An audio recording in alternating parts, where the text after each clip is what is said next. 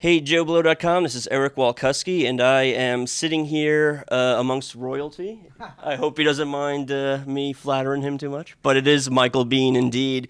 This is a great moment for me, man, and for our audience, because I think we all grew up with a few of your movies that we all know by heart. I think we could say safely.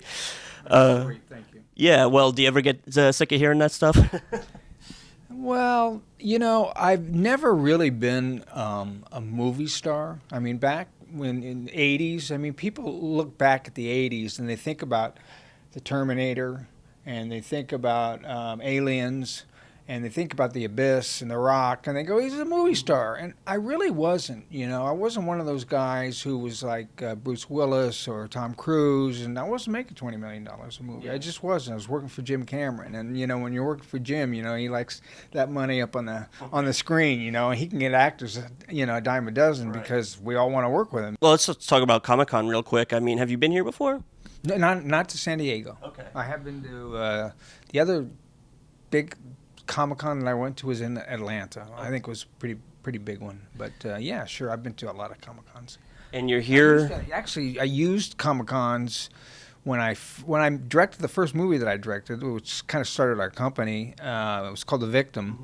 And I would go to the Comic-Cons and like set up a room and basically, throw a sheet up on the wall and try to get as many people in there as possible and to watch it. And they would. And every once in a while, somebody would be there. There'd be a reviewer and we'd get reviews and so on and so forth. So I kind of started promoting my movie, my first movie, and in the company at Comic-Cons. Yeah.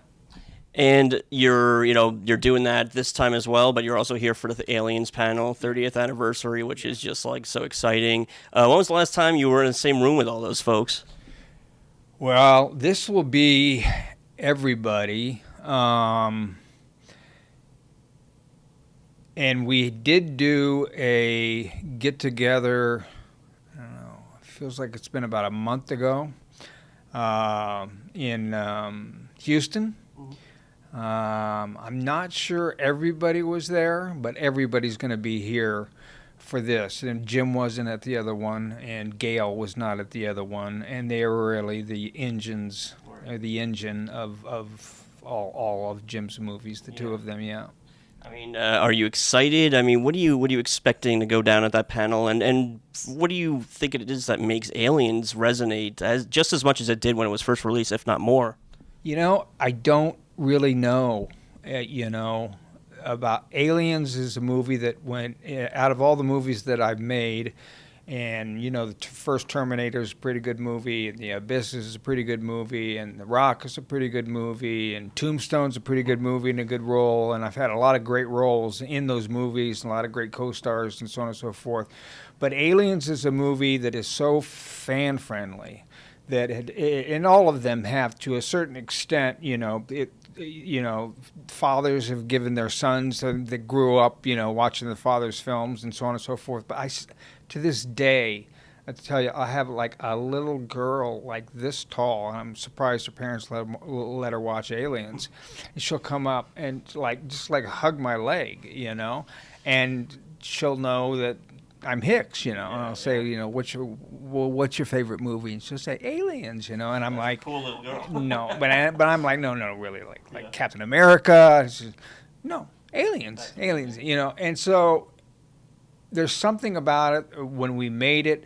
The cast, I don't think the entire time we were making that movie to this day, I don't think I've ever heard any cast member say anything disparaging about any other cast member and or Jim or Gail. And at the same time too, Sigourney Weaver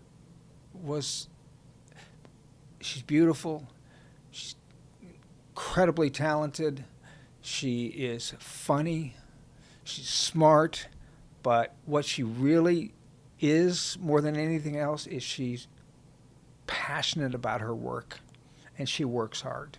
I think Jim really, really appreciates that. I mean, we had to be on our toes when we were doing Aliens, because if we were someplace else and we heard over the walkie-talkies Sigourney's on the set, getting ready for, because they were well, we'll be ready in 45 minutes or whatever. So you scatter, you do your thing or whatever, and all of a sudden you hear Sigourney's on the set. It's like I'm not on the set, and Sigourney's on the set. You know, I gotta get over there. You know, but she's always been so gracious, and it was just, you know, of course we didn't realize that 30 years later we'd be doing something like this. Nobody was even doing Comic-Cons at that time. Nobody had any idea that it would be that kind of movie, but it is, you know, and people, you know, there's Blade Runner, there's, you know, The Thing, there's, you know, a few science fiction movies out there, but I guess I'm a little biased, but I think it's the best science fiction movie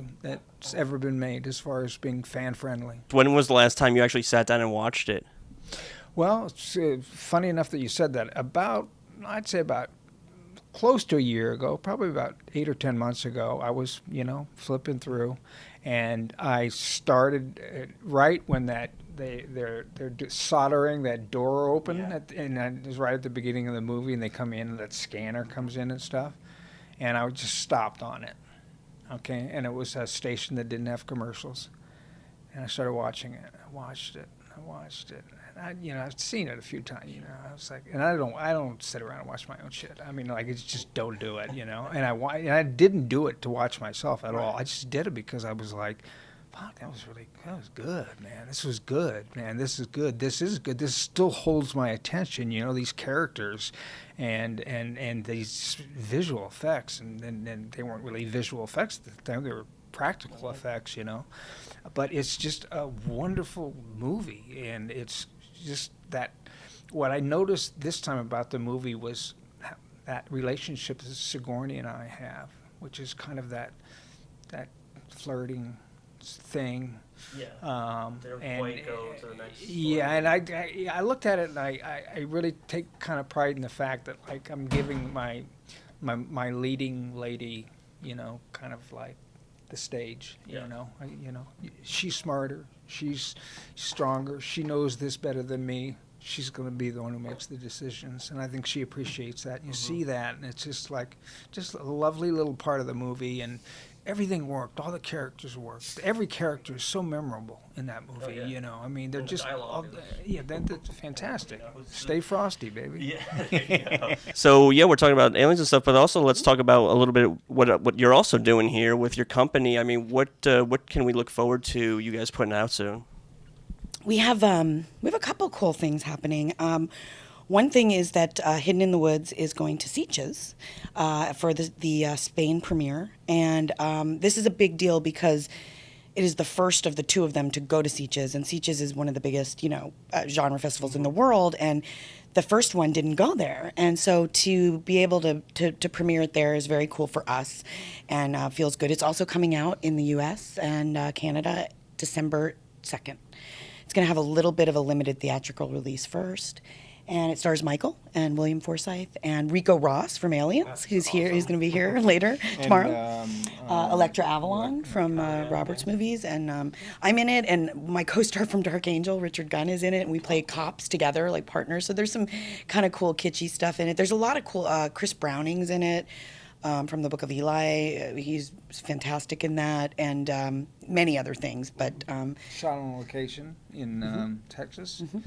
In Janine Houston. Kaspar's coming out in it. In Houston? Yeah, we were in hot Houston. Was that as hot as it is out here?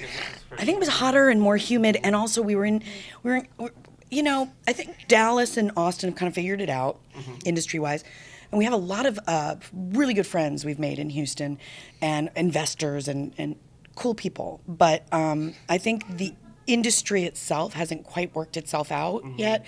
It's sort of like a good old boy kind of territory, and apparently we pissed somebody off coming into town, and so our trailers never showed up. So William was like sitting in a U-Haul truck, you know, and Chris got off the plane and like was brought to set, and like somebody was driving up with trailers and then driving them away because it turned out they were showers. But, you know, it was Jim Cameron said to me once, you know, he said, like, Michael, it's only about this. It's only about this. All this other bullshit that's going on. Me fighting with the fucking Yeah. crew here and this and that, and them having an affair over here. And I know. I gotta remember that in my own brain. Nothing means anything except for that. He was always ahead of the game. On Way ahead of the Oh, the Oh, Kmart just came out. You know, you like mentioned that. the Abyss, that you like the Abyss, Oh, yeah. and if I'm not mistaken, the first CGI that was done on film was that water tentacle. Right. It's like the first time ever. Yeah. Now when you look at movies and you're watching movies, they're putting out and spending millions, lots of money on. You see stuff and you go, oh, looks a little CGI. That helicopter looked a little CGI. But you go back to that movie and you look at that CGI, and that holds up as well back then as it does today. That and T2, they were just so Yeah, cool. I know. He's a genius. So what else are you guys going to be doing while here? You know, we're basically here for Aliens 30th and to talk about some of the releases, like Hidden coming out December 2nd. We've got The Girl with Michael and Tia coming out. It's the first week of January, wide. You know, just to come and talk to people about those releases. I'm doing a lot of interviews. He's doing a lot also, tomorrow. With the whole group, with everybody. Yeah. Jim and Gail and Sigourney. And then separately too, right? Don't are they breaking there are some, yeah, we've got a couple in the morning. And then they are, They're keeping you guys us busy. yeah. What is different about this Aliens Blu-ray edition?